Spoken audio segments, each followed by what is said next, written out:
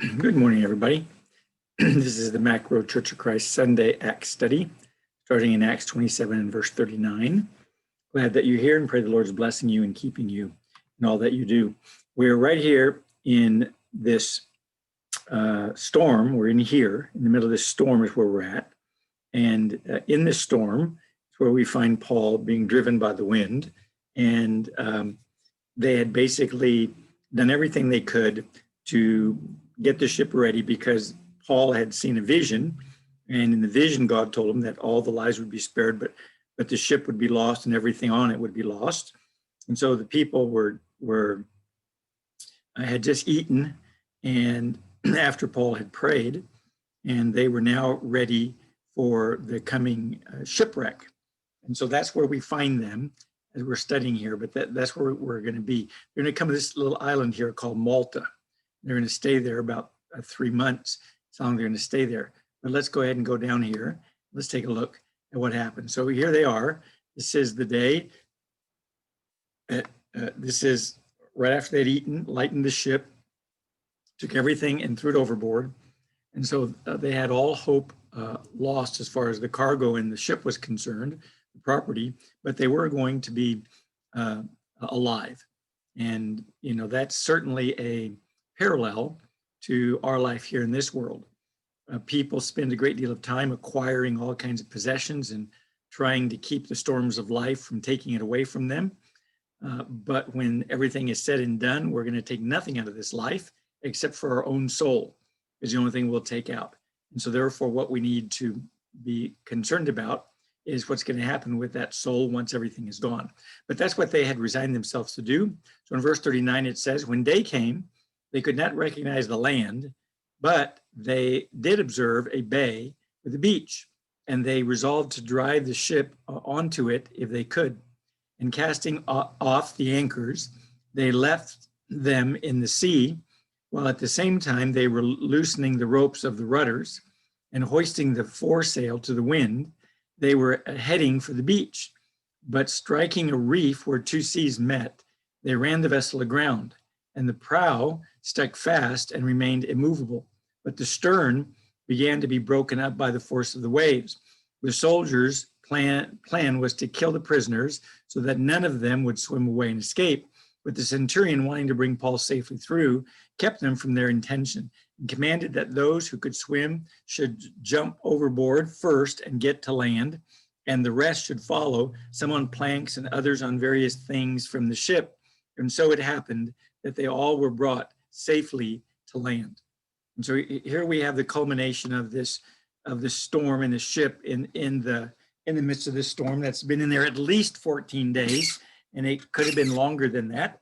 We're not real sure as far as the time, but we do know it's at least 14 days that they were struggling with the storm and being tossed about by the storm. And so I remember that Paul had seen a vision, and the vision said that they were going to be delivered, but the ship would be lost and everything in it. And so after they had eaten, after Paul had prayed and eaten, and they lightened the ship, they noticed that day was coming. And you remember that they had been sounding, and they noticed that they were coming close to the beach, even though it was late at night. And they put out anchors in the bow of the ship in order to, in the stern of the ship, in order to keep the ship from moving until daybreak came.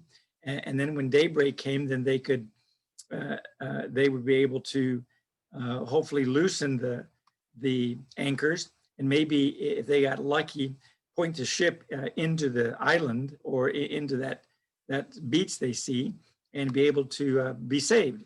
And so that's what they're waiting on. So it says when day came, because it was night when all that happened, they could not recognize the land, but they did observe a bay with a beach, and they resolved to drive the ship onto it if they could. So they were going to, as day was coming, and remember they're still in a storm, but they could see the beach, they could see a beach. And so they figured that would probably be a good place to try to put the boat in, maybe get stuck in the beach, and then they wouldn't have to swim too far. And therefore the swimming wouldn't be too treacherous for them. And so that was their plan. So they resolved to drive the ship. And it said in verse 40, and casting off the anchors, Remember, they had thrown 4 anchors overboard to hold them. They left them in the sea, while at the same time they loosed the ropes of the rudders, and hoisting the foresail to the wind, they were heading for the beach. Now, I like the fact that oftentimes the Bible, the Bible helps us understand that, I'm sorry, that history helps us understand that that the Bible is accurate. And here's one of those places. I didn't point it out before, but in Acts 27 and verse 29 and 30, it says, fearing that we might run aground somewhere on the rocks, they cast 4 anchors from the stern and wished for daybreak. So they cast these 4 anchors. And then here it says that as they got ready to go in, now that day came, they cut the anchors away. So they left these 4 anchors in at the bottom of the Mediterranean there, close to Malta. And what's interesting is that I believe it was back in the 60s, some skin divers happened to find these 4 anchors. They happened to find 4 anchors, and those four anchors were old. And so they took them and they put them in a museum. And they didn't even realize that they might have found these exact same 4 anchors that were stuck down there while Paul was on this trip.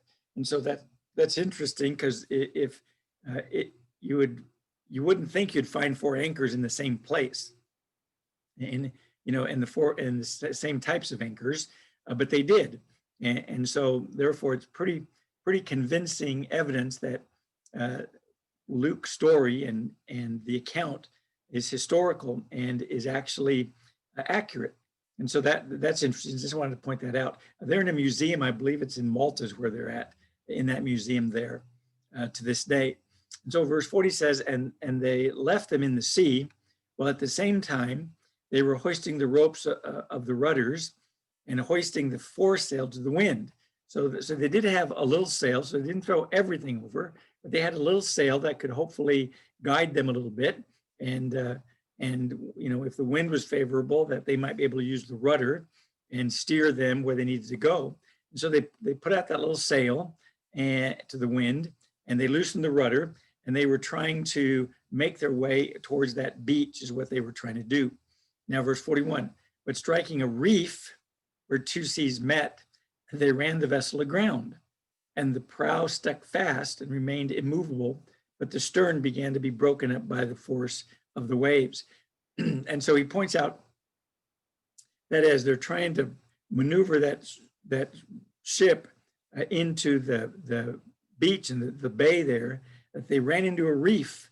And that's generally where reefs are. Generally reefs are, well, you know what a reef is. It's generally coral or rock that's underneath the waters.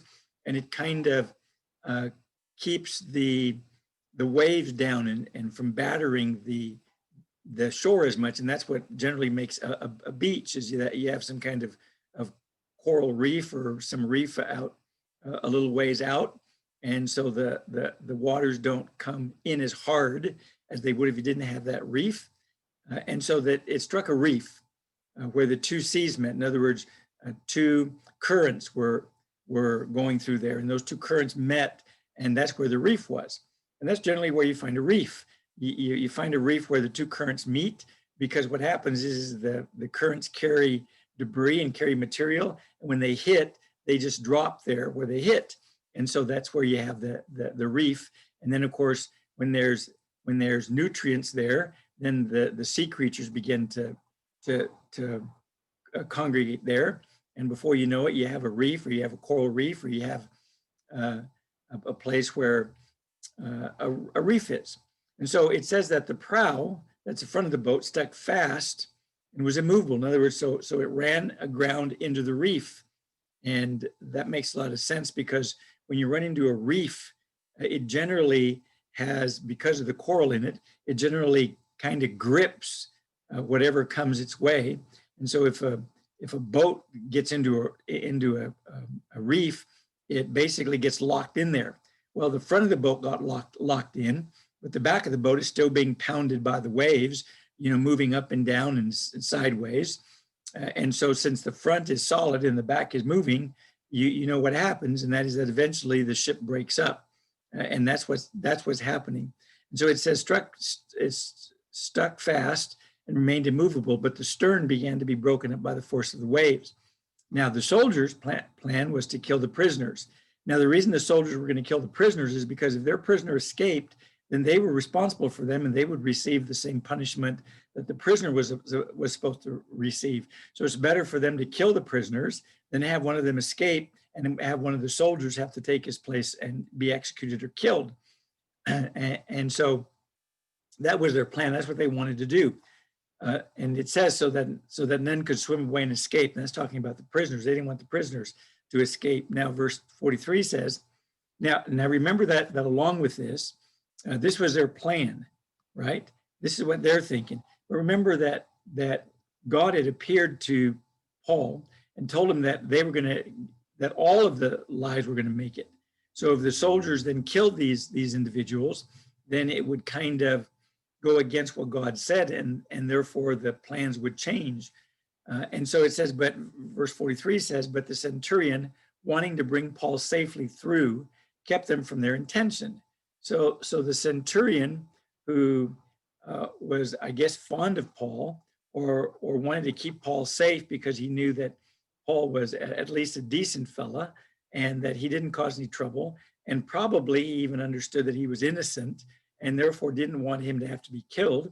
And so he intended to bring Paul safely through. And so he commanded, the centurion commanded that those who could swim should jump overboard first and get to land.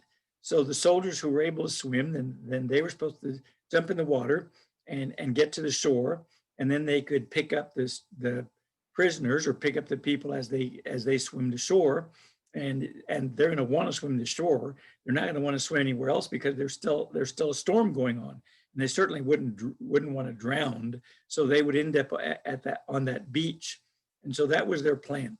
Now, verse 43 says, but the centurion, wanting to bring Paul safely through, kept them from their intention and commanded that those who could swim jump overboard first and get to land, and the rest should follow, some on planks and others on various things from the ship. And so it happened that they all were brought safely to land. Now, it's extremely, extremely rare when a ship is torn apart in the sea and everybody on board lives. It's extremely rare. Usually somebody dies, usually somebody gets washed overboard or somebody drowns or something usually happens. Usually what generally happens is everybody on the ship ends up dying if the ship breaks up at sea, because that means that the waters are rough and the current's rough.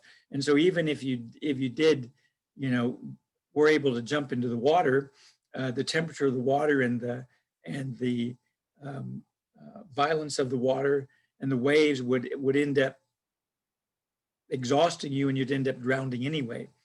But not here. Here, every single person arrived safely on shore, and the ship was lost, just like the angel told Paul. Now, one of the things that this teaches us is that there's a big difference between a Christian or somebody who has an idea and who thinks it's a good idea, and that it might even be a godly idea, and somebody who has a direct revelation or message from God. That's the difference. You see, Paul, when they were discussing whether they should continue their trip, said that he theorized, if you remember the word, he considered that they were going to suffer loss and people were going to die. And so he said, I perceive, and that word perceive means to theorize. But when God specifically told Paul that he's going to give him all the people and the ship is going to be destroyed, then you can bank on that. You can be positive that that's what's going to happen. Now, did that necessarily make the swimming any less dangerous or any less fatiguing? No, but it did give them hope and assurance when they're in that storm and when they're swimming that they will make it because God says so. Now, that's what we need to remember too. Storms of life come up in our lives. Storms come up where we're at our wits' end. We lose everything. maybe financial storms come up and we lose our property, where we declare bankruptcy, we have nothing left. And the only thing that we can do is rely on Jesus. That's the only thing we can do. And Jesus will bring us through. That's his promise. He'll bring us through. We might have to lose everything, but he's going to bring us through, because he says so. He said he would do that. He said he would take care of us. He said he would give us eternal life, and he said he would bless us. If we give up our life, he will give us another life, you might say. And so what it does is in those storms of life, knowing Jesus gives us hope. It gives us hope. You know, when the stock market crashed years ago, many people killed themselves because they lost everything. They lost every single thing they had because they were invested in the stock market. If you remember that. And people would jump out of buildings and kill themselves. And why is that? Because they had no hope. That's why. That's when people kill themselves. They have no hope. But in Jesus, we have hope. In Jesus, no matter what happens, there's always hope. So Jesus and the knowledge of Jesus, and here in this particular instance, the knowledge of God telling them that they're going to be saved, would certainly give them more strength and hope to swim and to make it to shore, because God said that was going to happen. So don't forget that. Don't forget that in the storms of life, that's a wonderful opportunity for God to manifest himself and to do what he promised to do for us. Now, that doesn't mean that every time there's problems that we're going to be physically delivered. Part of the deliverance that God does for us is deliver us from our physical pain by death, by bringing us to death and allowing us to die. And in death, we then find comfort. That's why Job, in the book of Job, constantly prayed that God let him die. God, just let me die, he said. He said, I wish I'd never been born. He said, would have been better if I was a miscarriage. In other words, what he's saying is, God, let me die so the suffering will be over.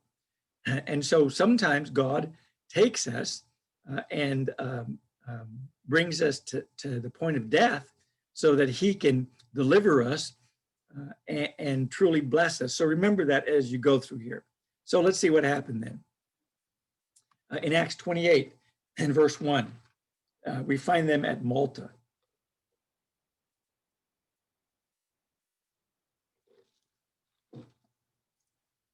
If you remember our little chart over here, here's Malta right there. That little island that's off of Sicily, and Syracuse right here. There's Syracuse, but this is the little island where they stayed on. This is the little island where they got to, and as you can see, it's like in the middle of the Mediterranean on the east side, and so, or the northeast, south, and west. On the west side, I think it's northeast. Yeah, it's on the west side of the Mediterranean, and it's that island that's there. So that's where they're at. They're in this little bitty island right there in this shipwreck. And so let's see what happens. So they arrive there. They have nothing. Their ship has been destroyed. Their cargo has been destroyed. No doubt most of their possessions have been destroyed. They might maybe have a little bit of money in their pocket, if they had some coins or something like that. But if you're swimming in a stormy ocean, you don't want to be weighed down with a bunch of gold coins or a bunch of heavy valuables. So probably they didn't have anything because the angels said they were going to suffer loss of the ship and everything, but they were going to be brought through safely. And so here they are, and they're going to be on this island, and they're not going to have anything. So now we're going to see what God's going to do for them to take care of their needs. In Acts 28 and verse 1, let's do a little bit of reading. It says, when they had brought them safely through, then we found out that the island was called Malta. And the natives showed us extraordinary kindness, for because of the rain that had set in and because of the cold, they kindled a fire and received us all. But when Paul had gathered a bundle of sticks and laid them in the fire, a viper came out because of the heat and fastened itself on his hand. When the natives saw the creature hanging from his hand, they began saying to one another, undoubtedly this man is a murderer, and though he has been saved from the sea, justice has not allowed him to live. However, he shook the creature off into the fire and suffered no harm. But they were expecting that he was about to swell up or suddenly fall down dead. But after they had waited a long time and had seen nothing unusual happen to him, they changed their minds and began to say that he was a god. Now, in the neighborhood of that place were lands belonging to the leading man of the island, named Publius, who welcomed us and entertained us courteously 3 days. And it happened that the father of Publius was laying in a bed, afflicted with a recurring fever and dysentery. And Paul went in to see him, and after he had prayed, he laid his hands on him and healed him. And after this had happened, the rest of the people on the island who had diseases were coming to him and getting cured. And they also honored us with many marks of respect. And when we were setting sail, they supplied us with all we needed. So let's take a look and notice how God takes care of them, even though they have nothing. And that's also what we need to remember, that God can bring us to nothing, and then God can bless us and give us everything we need. That's what you see in the story of Job. He lost his family, he lost his children, he lost his daughters, his sons, his property, his cattle, his sheep. He lost everything. And then at the end of the book, we notice that Job gets it all back, because God is the one who blesses us. God can take away and God can bless us. And so it says, when they had been brought safely through, then we found out that the island was called Malta. So they arrived on this little island. They were brought safely through. So God kept his promise because he's God. And what God says is settled in heaven. Verse 2 says, and the natives showed us extraordinary kindness, or because of the rain that had set in, because of the cold, they kindled a fire and received us all. And so you remember there's like about 300 people there. And so apparently maybe they're in a big hall, or they might even be outside and under some tarps or tents or something. But they kindled a fire.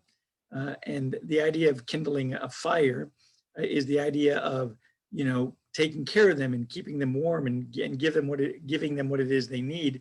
And since they're cold, they kindled a fire. Now notice that the rain and the storm hadn't stopped just because they had arrived safely on Malta.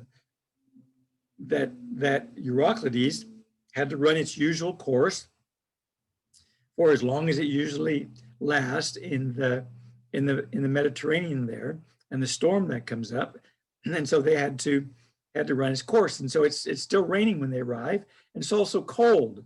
And so they showed them, Paul writes, extraordinary kindness. They were extremely kind to them in receiving all of them. Remember, there's about 300 people to clothe, to give something to eat, to find a place for them to sleep.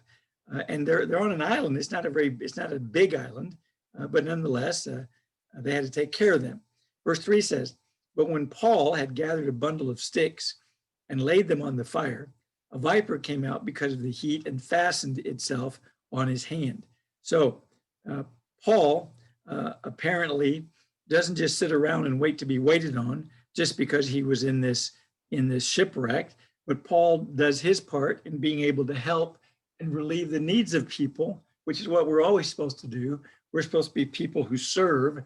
And so Paul was serving even though he'd been shipwrecked, and you might think he might not want to serve, but nonetheless he did. He went out and he gathered some sticks, and when he gathered these sticks in order to put in the fire, apparently there was a snake in the sticks, and as no doubt he was bringing the bundle to the fire, the heat from the fire caused the snake to want to escape, and rather than falling into the fire, it latched onto Paul. In other words, it bit him, and so it's hanging on him.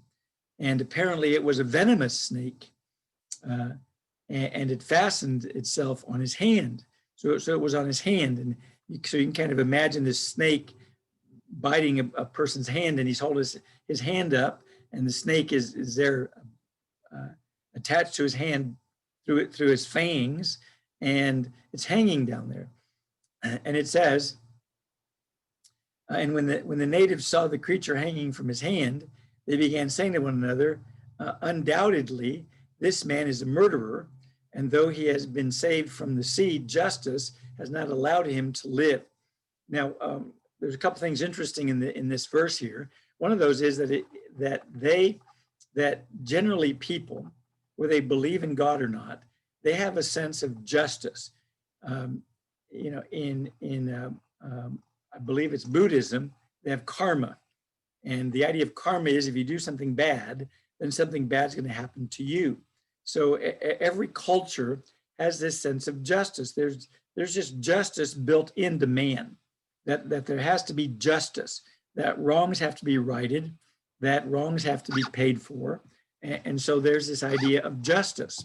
And the story, or the view that the Maltans had, was that Paul had probably been a murderer, because after all, he is a prisoner. So he probably murdered somebody, and he hasn't been brought to trial yet. And so the ocean was trying to kill him. But since he escaped from the ocean, then the God sent a snake to bite him, and so that he would die. The other thing that's interesting is it says justice has not allowed him to live. This word justice is actually their God of justice. She's the goddess of justice, is this word that's used here for justice that's under consideration. And so they're pointing out, or they're basically saying the gods are getting him because he probably did something wrong, and justice will not let him live. And so it's the word, this word justice is the word dike, or custom, and it's a judicial hearing is what it is. And it's the goddess justice, the avenging justice. So they have a God of justice, and it's that God of justice that they're looking at, and they're saying Paul got away from the ocean, but the God of justice is still after him, and so the God of justice caused this snake to bite him. So most people have a sense of justice. There's some sense of justice they have. It might not quite be exactly like the Christians, but there is a sense of justice, and there is a sense of where they're looking for vengeance when bad things happen to them, or bad people do bad things to them. And so there's this sense of justice. And so they're thinking that Paul is going to receive what's due him, so therefore he was bit. And that's why he was bit. Now verse 5 says, however, by the way, this also reminds me of the story of Jonah. Remember Jonah and the whale? Well, the idea of Jonah and the whale, it was that Jonah was running away from his duty, remember? And so there was the storm. And when the men who were rowing, who were in the boat, had reached their wits' end, they then, began to try to figure out why the storm is on them. And they cast lots. And basically what happened was that they found out that it was Jonah's fault. And Jonah said, well, if you throw me in the ocean, then the waves will stop. In other words, justice will be satisfied. So they threw Jonah into the ocean, and that's where the giant fish came and swallowed him. But the weather became very calm. And so that practice isn't something that's just familiar to the New Testament people, but it's something that was even understood in the Old Testament. Whether they look at it as karma, whether they look at it as justice or vengeance, either way, justice was not going to allow him to live. Now, it says, however, he shook the creature off into the fire and suffered no harm. Well, rather than the snake actually causing Paul affliction or killing Paul or making Paul really sick, it just simply says that Paul, shook the snake off his hand, and the snake fell into the fire. And I think that's kind of interesting, this little story we have here, because it kind of reminds me of Satan. And it reminds me also of the story in the Old Testament where God had serpents that bit the children of Israel because they were complaining and murmuring about the things God was doing. And so God allowed snakes to be among them and bite them. And that's the time when God set up that bronze snake in the center of town on a pole. that if you look at it, if you get bit by a snake and you look at it, you'd live. And so the snake has always represented a sin and has always represented Satan. You know, he's the serpent, he's the snake. And so here you have this serpent that's hanging on to a Christian. And that's what serpents want to do.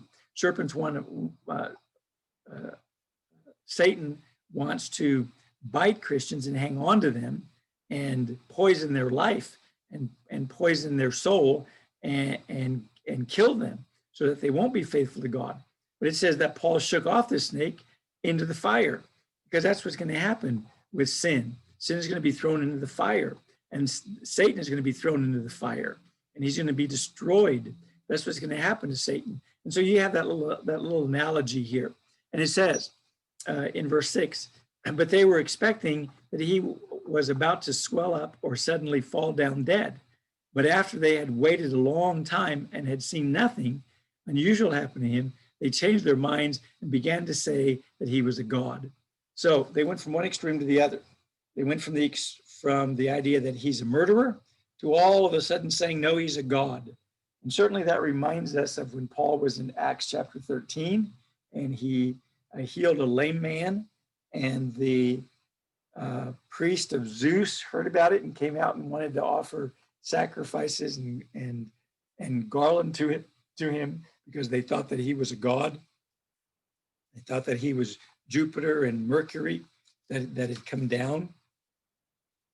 Well, that's what they think here. They think he's a god. And so they changed their minds about him. So at least they weren't looking at Paul as if he was a criminal or as if he was somebody that justice had to find and mete out, that he was somebody who wasn't guilty of anything worthy of death.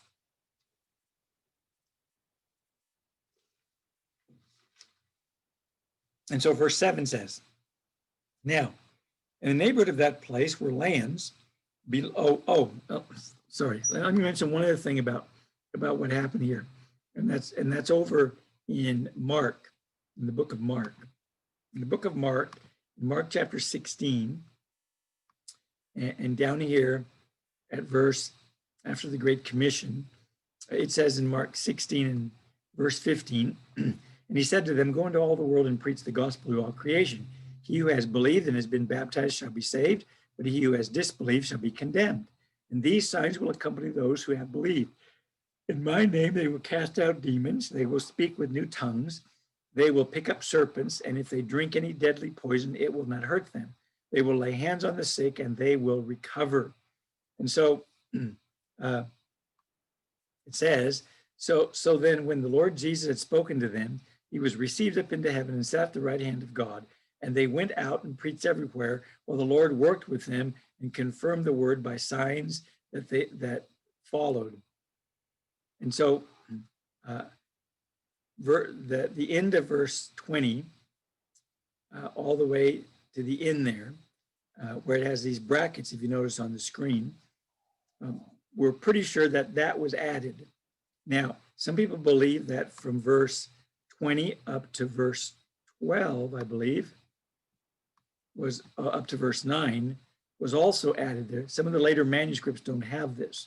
Now, that doesn't necessarily mean that it wasn't, that this part was added. It could be that the other parts just left it off, and the copy that people copied was the one that had it left off, and more copies exist of the ones that followed the one that left it off than the copies we have with it on, if that makes sense. Because these were handwritten.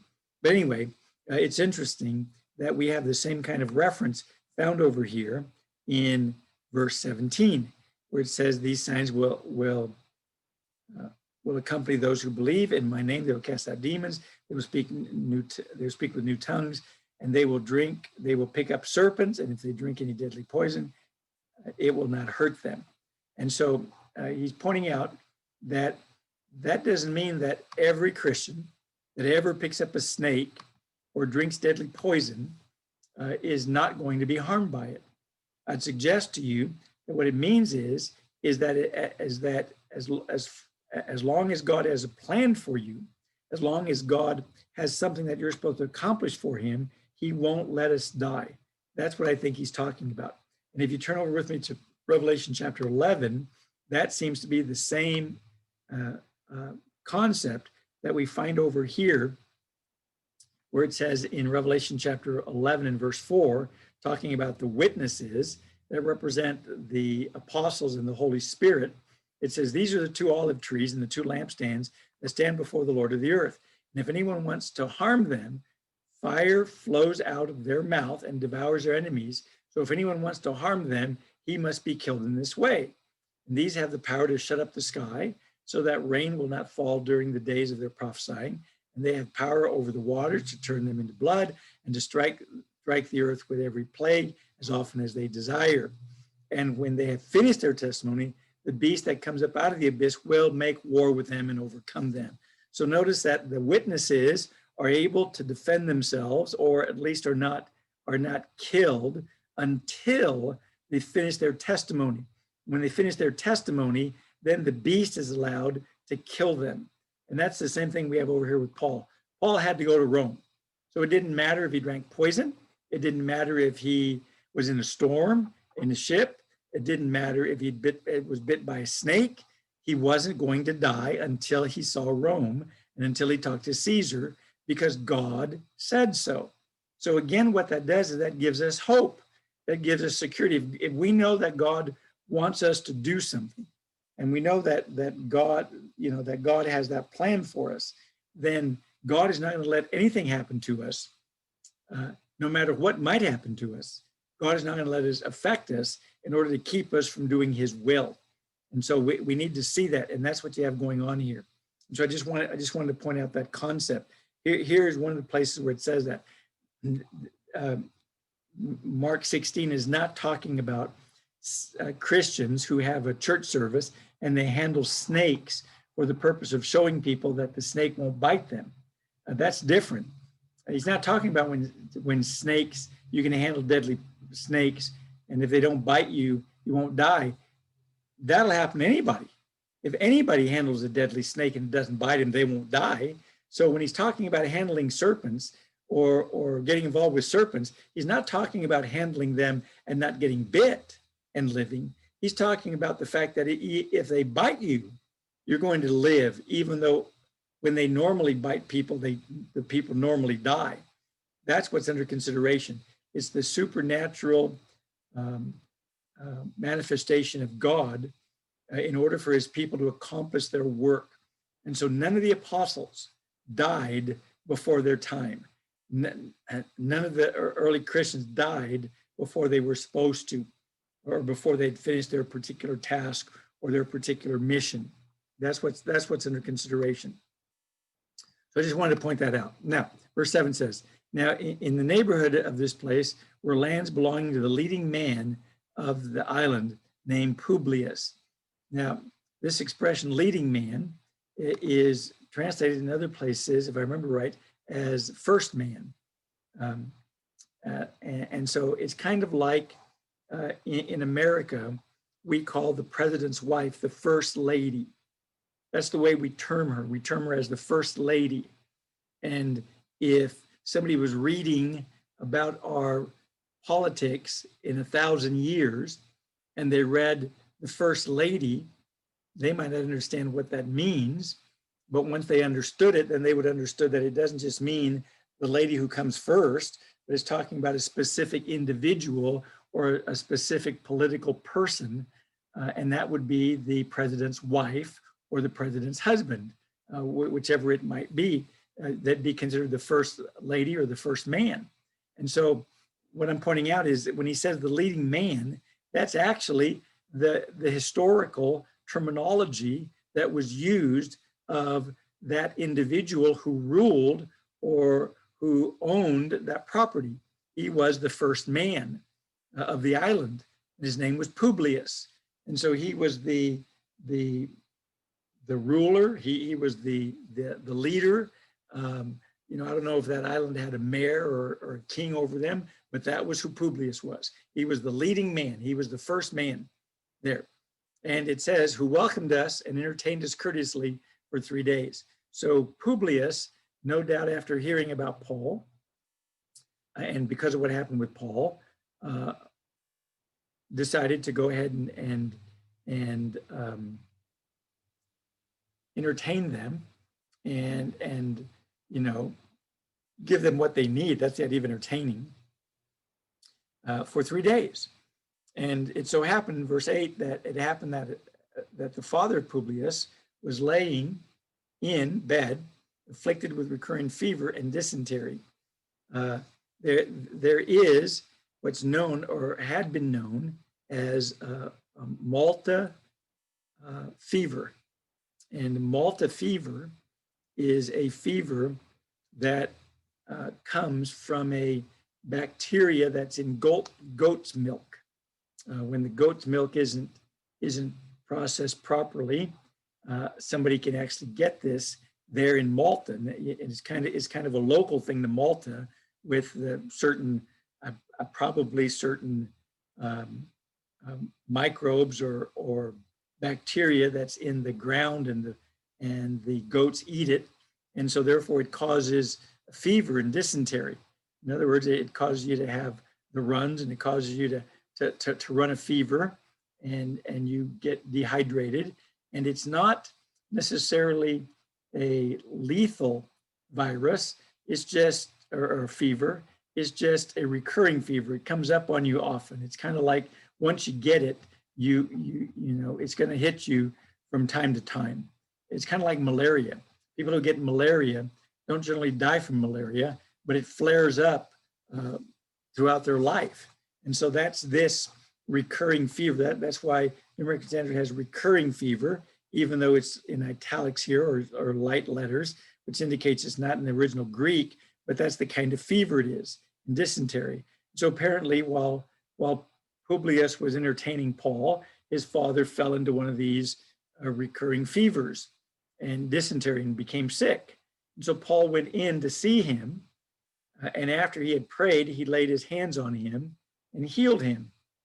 And so what's interesting is that Paul didn't use his gifts simply for the purpose of demonstrating the validity of God's word, although no doubt he did use it for that. But we also notice that he used it to relieve people's affliction, because that's what the gospel does. The gospel relieves affliction. And so if you can relieve affliction, that's what you're going to do. And so Paul went in to see him, and after he prayed, he laid his hands on him and he healed him. And so it says that he laid his hands on him and healed him. And so here you have Publius's father, who'd been sick for, with recurring dysentery and fever. And it doesn't say how long, but it's enough to be recurring. And no doubt he would be happy. And it says in verse 9, and after this happened, the rest of the people on the island who had diseases were coming to him and getting cured. And so you also see then that once they heard about Publius's father, then other people in the island also came. Now, I don't know if they all came on the same day or when it was they came, but Paul was on that island for about 3 months while they're waiting for the weather to change so that they can then continue on their travels, because they have to finish their trip by boat, because that's the only way to get off that island and to get to Italy. And so it says, after this happened, the rest of the people on the island who had diseases were coming to him and getting cured. And so notice that it says they were getting cured. It doesn't say that some of them were coming and they didn't get cured. It says they were all getting cured. They were getting cured. The people who showed up were getting cured. That's what's under consideration. I don't find any place in the New Testament where it says people came to Paul to be cured and they weren't cured, or the New Testament apostles. I don't have any idea where that's at, where it says that. Now, there might be people that Paul knew that weren't healed, but that's because they didn't come to be healed. They were just sick from whatever. But these people are coming to be healed by Paul, and apparently Paul was able to heal them and cure them. And now, after that, it says in verse 10, and they also honored us with many marks of respect, And when we were setting sail, they supplied us with all we needed. You might say, wow, that's a lot. They would need a boat. They would need money. They would need food. They would need, they would need a bunch of things. And that's right. But I mean, just think about it. Here's all the people on the island, and there's some sick people on the island, and nobody's been able to heal them. Paul shows up and he heals them all. What would you pay? What would you be willing to give to somebody who healed your father from a recurring fever that struck him, every week or maybe even month or whatever, how long it would last, or that you had somebody who was lame or was crippled and Paul healed them? How much would you give for that? What would you be willing to do for that? And not only that, but no doubt after these things happened, they considered Paul a friend, and they considered Paul somebody that they looked up to. And so they wanted to honor him. They wanted to bless him and honor him. And they did with many marks of respect. So they began to be respectful to them in their dealing with him. They respected them. And it says, and when we were setting sail, they supplied us with all that we needed. So God again supplies them with everything they need on their journey. Now let's continue. It says, at the end of 3 months, so they were there for 3 months, we set sail on an Alexandrian ship, which had wintered at the island, and which had the twin brothers for its figurehead. After we put in at Syracuse, we stayed there for 3 days. From there, we sailed around and arrived at Rhegium, and a day later, a south wind sprang up, and on the second day, we came to Puteoli.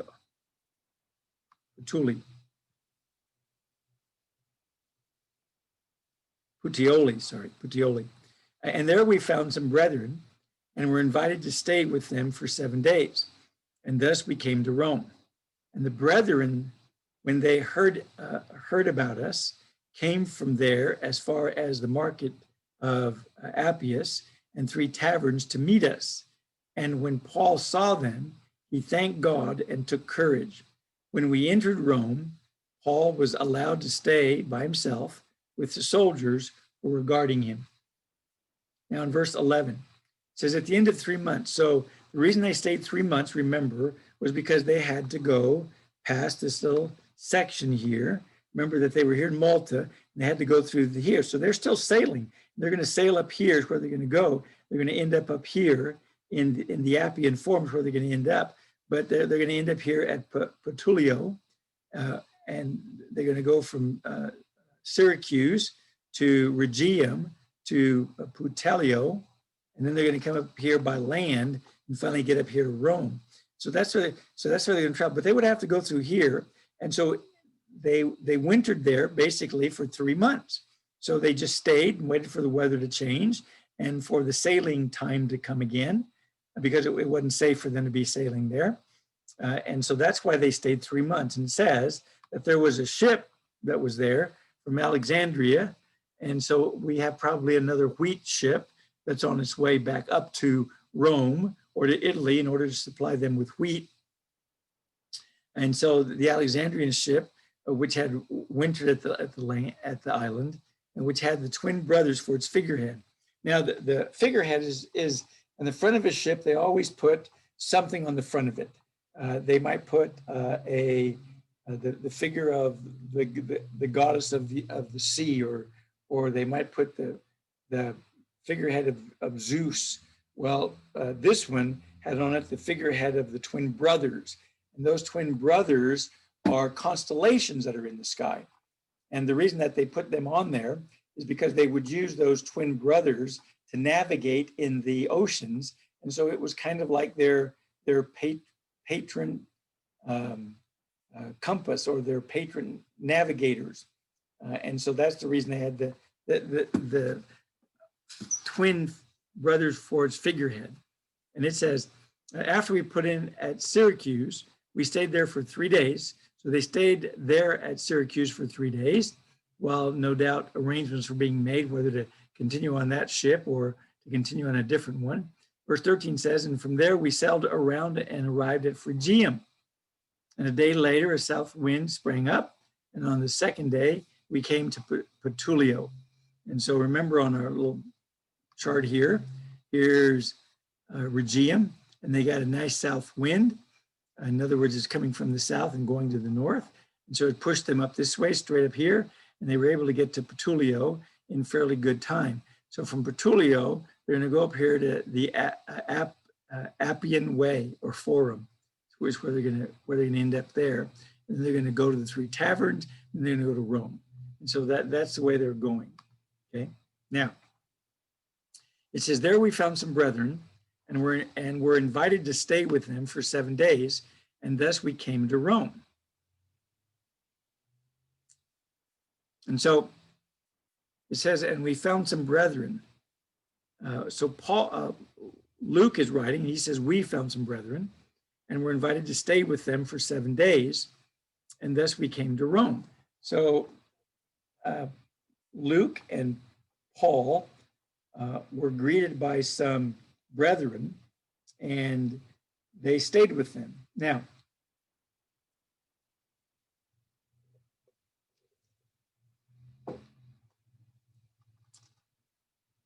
Now we're not sure whether the we just simply refers to we, Paul and his companions, or whether we refers to the whole group.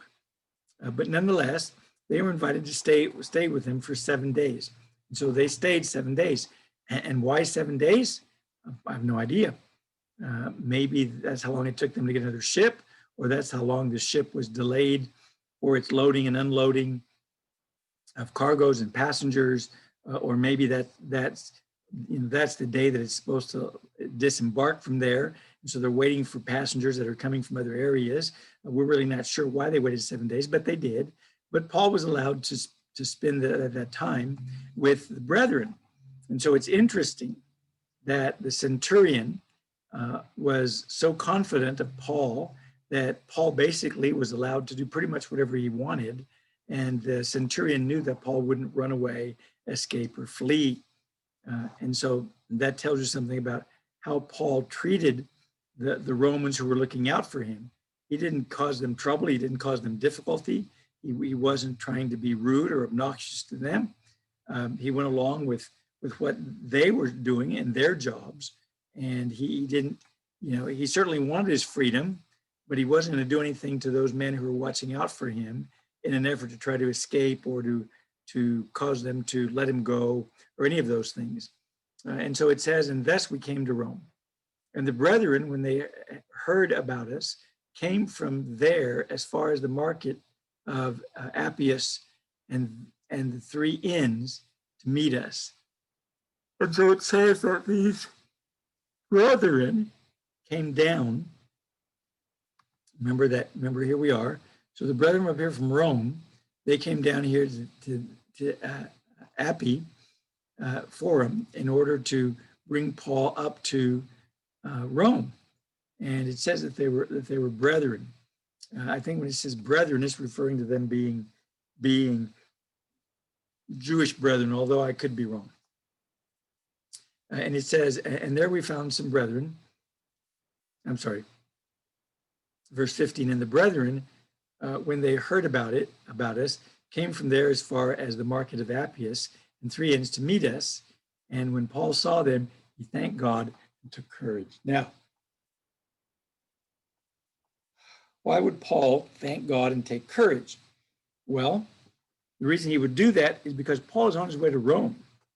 And Paul's on his way to Rome arrested by the Jewish community. The Jewish community was the one that put him in jail. So if the Jewish community in Rome heard that this prisoner was coming, who the Jewish community wanted to kill, they might not receive him. They might not want to accept him. But apparently, and we're going to learn this in a minute, but apparently they hadn't learned anything about Paul, not a single thing about him. Nobody had said anything bad about Paul, or he was some kind of criminal to the Jewish state. And so Paul, when these Jewish brethren showed up, Paul thanked God and took courage. In other words, he was encouraged that things should go a lot smoother for him. than they did over in Jerusalem with the Jews. Now, verse 16. When we entered Rome, Paul was allowed to stay by himself with the soldiers who was guarding him. And so Paul, when they finally did arrive, he was able to pretty much have his own freedom. And he was allowed to stay with the guard who was guarding him. And so I don't necessarily think that he was in chains during that time, although maybe he was, but he was allowed to stay with the guard, probably in the guard's home. And so the guard would be able to keep an eye on him and make sure that he doesn't escape, although they're pretty confident that Paul wouldn't because of their past experience with him. And they know that Paul doesn't want them injured or hurt by having him run off and then being killed for letting their prisoner escape. So again, that shows us that Paul loved his enemies, if you want to say that the Romans were his enemies. He loved them. And that's what we're supposed to do. We're supposed to love our enemies. We're supposed to want what's good for them and bless them. That's what we're supposed to want as we demonstrate to be God's people. And so here's where we're going to pick it up next week. And pick it up right here in verse 17. Glad you came. Pray the Lord continues to bless you and keep you and give you everything that you need in order to carry out his will.